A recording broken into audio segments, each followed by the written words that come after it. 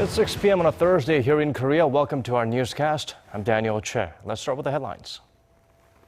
South Korea's National Assembly Speaker says rival party lawmakers need to stop blocking bills just because they're being pushed by the other side and focus instead on improving communication so they can move forward. Adding to the international community's burden is the latest announcement by North Korea's leader. For the first time, he claims his regime possesses hydrogen bombs. The South Korean Central Bank has left its key interest rate at a record low level for a sixth straight month. The BOK governor says the central bank won't necessarily follow in the footsteps of the U.S. Fed if it decides to raise rates, but it will keep a close watch on the movements of capital in emerging economies. We begin in the local political arena. The National Assembly Speaker had some strong words for lawmakers as they kicked off an extraordinary parliamentary session earlier today. Rival parties have a long list of tasks ahead for them, from redrawing the country's electoral map to the passage of several long-pending bills. Park Ji-won has our top story.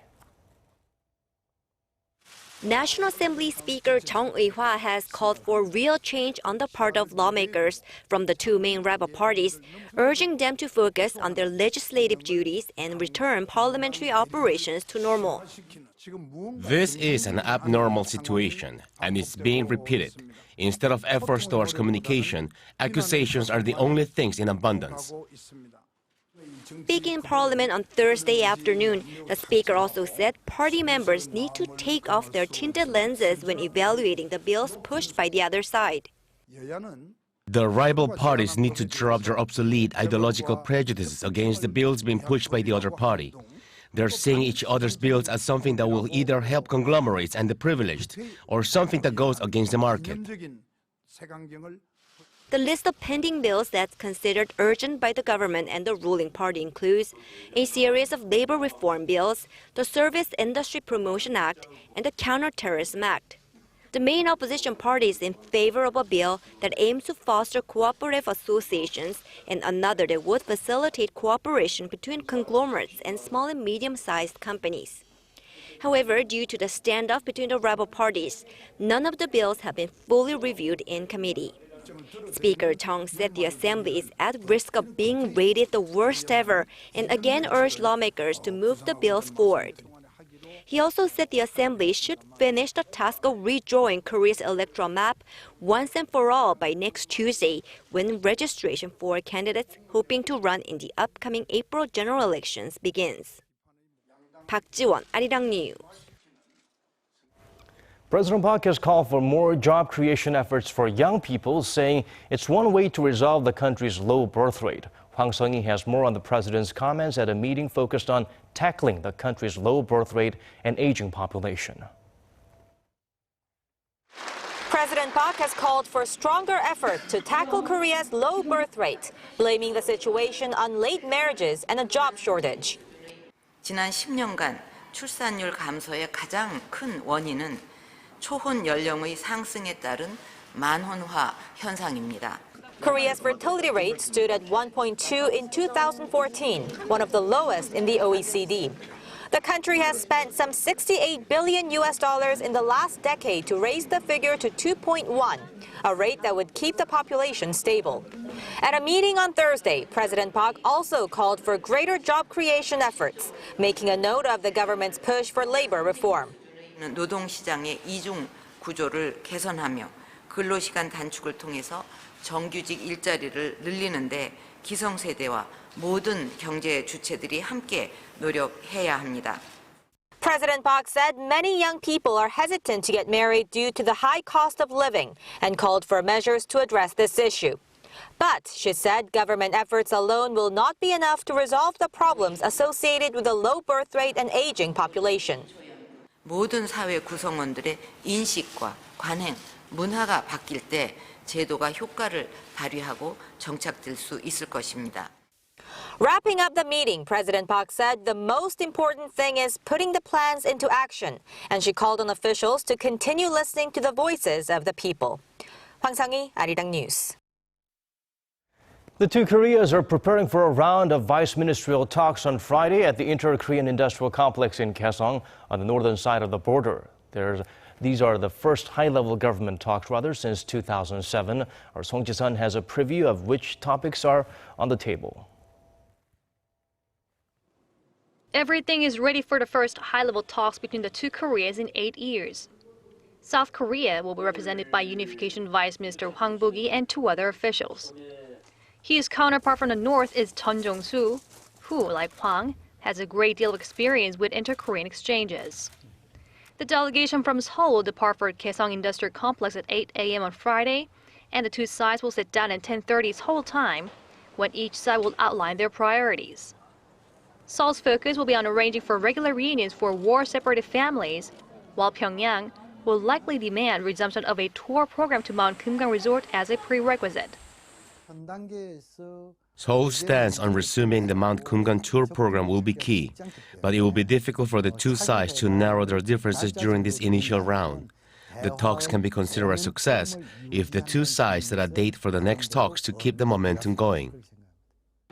The two sides have decided not to put limits on the topics up for discussion after Seoul proposed last month that all outstanding issues should be covered. Given that, the first round of talks is likely to continue on tonight, if not for another day or two. Song Ji-sun, Arirang News.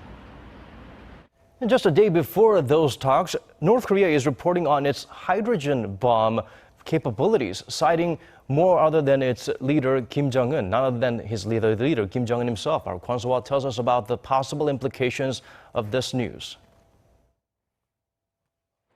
North Korea is in possession of a hydrogen bomb. That's what North Korean leader Kim Jong-un said, according to Pyongyang state media Thursday. The Korean Central News Agency said he made the remark during an inspection of a historic site for the North's arms industry. He was quoted as saying North Korea has managed to become a great nuclear power capable of defending the independence and dignity of the state. Experts say this is the first time Kim has ever mentioned a hydrogen bomb, as opposed to his more frequent statements on the regime's nuclear weapons capabilities. With the H-bomb, they believe the North is only in the early stages of development. The power of a hydrogen bomb is measured in megatons. Even advanced countries do not possess them. It would also be difficult to test them so close to China, and it's also impossible to do it underground.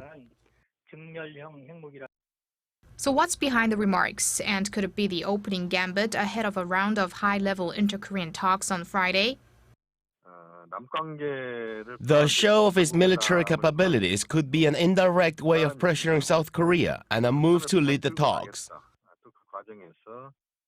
Professor Kim also said the move could be seen as a way to manipulate the media or a way to start talks with the U.S. and the international community.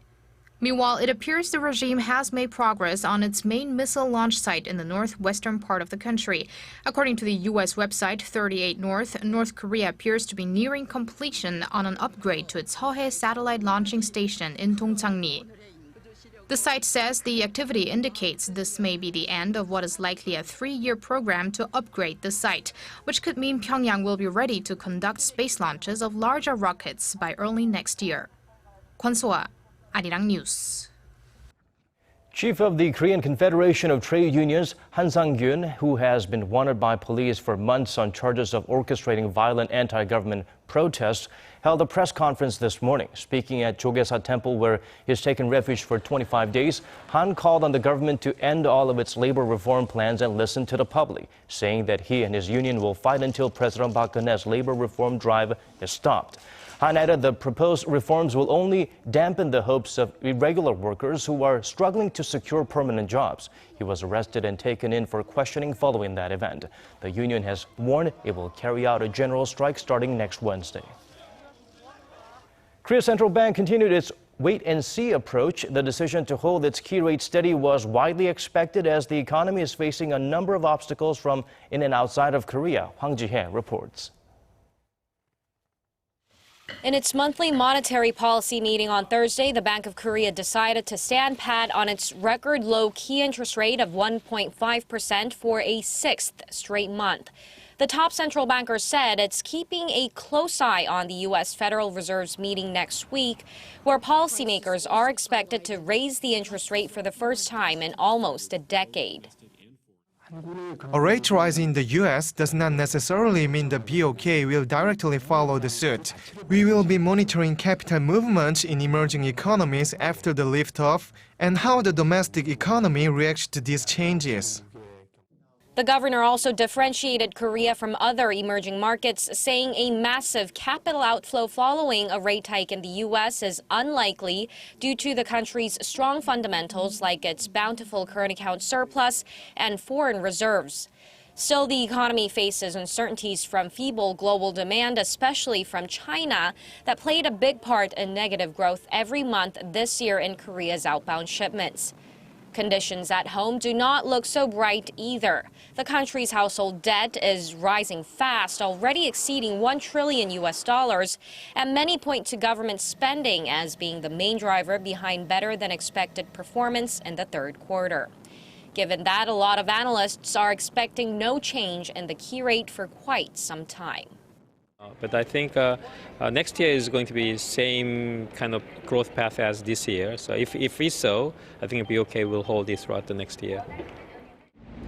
Now, much focus is on the BOK's new growth outlook for 2016 that will be released next month. The Bank of Korea currently expects the Korean economy to grow 3.2% next year, but some say low global oil prices could lead to a downgrade of that forecast and that this could signal further rate cuts down the road. 황지혜, Arirang News. A fall in foreign direct investment in Korea is leading to the loss of thousands of jobs every year. Why the drop in investment and what cost does it come at? Shin Se-min has some answers. Korea is losing 130,000 jobs every year as a result of falling foreign direct investment in the country. In its latest report, the Korea Economic Research Institute says the cumulative number of jobs lost from dwindling foreign investment stood at 927,000 since 2001. Leading up to 2013, that would be an annual average of 71,000 jobs Korea could have had, but didn't manage to secure.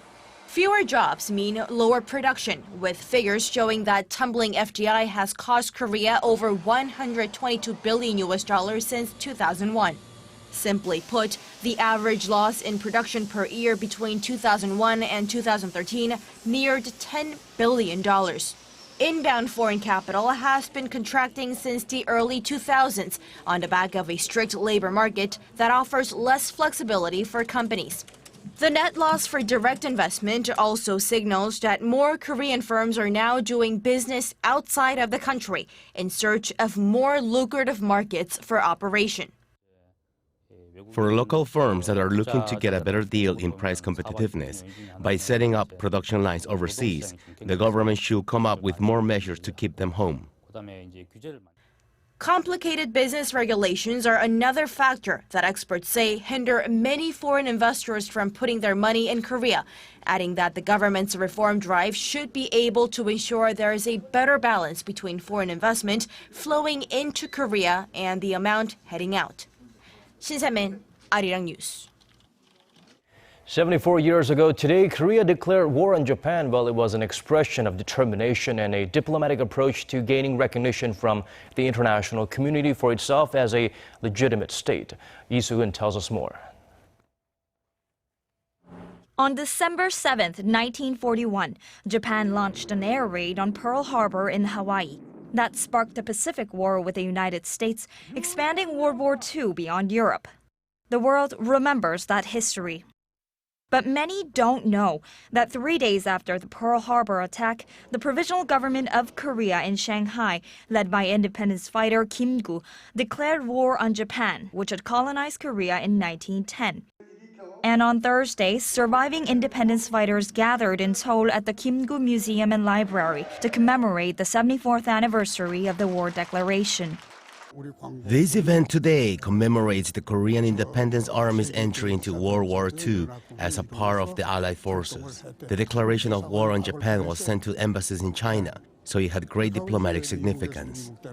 A student representative gave a reading of the war declaration, which renders invalid the treaties Japan made with Korea to annex it, and outlines the provisional government's commitment to protecting Korea's interests and rights as a nation.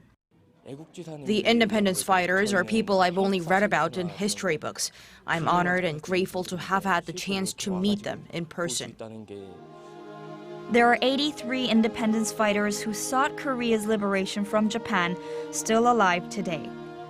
Lee Soo-eun, Arirang News. Turning to different stories now, Korea's capital is standing by its new slogan, I Seoul You, despite drawing widespread skepticism about the phrase. The city says it will continue promoting the slogan next year, which it says will boost the culture and tourism sector. Kim Ji-yeon has the details. The Seoul metropolitan government has vowed to promote its new slogan, I Seoul You. It has already spent about $1.2 million on a public campaign to select the new slogan. And on Thursday, it says it plans to set aside an additional $1.9 million for promotional efforts for next year. For example, the city will hold a concert next fall on October 28th to mark Seoul Citizens Day. The city government says it expects the rebranding campaign to boost tourism and jobs, which is what happened in Singapore in 2010.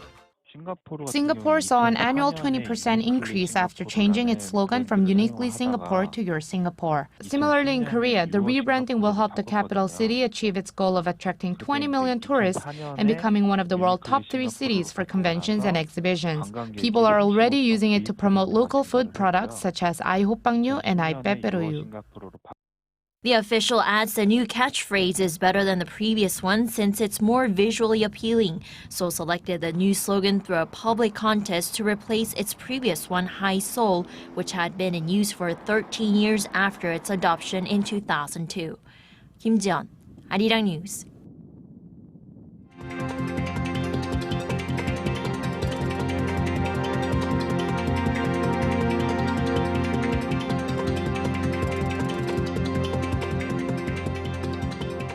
And that's it for me. Thank you for watching.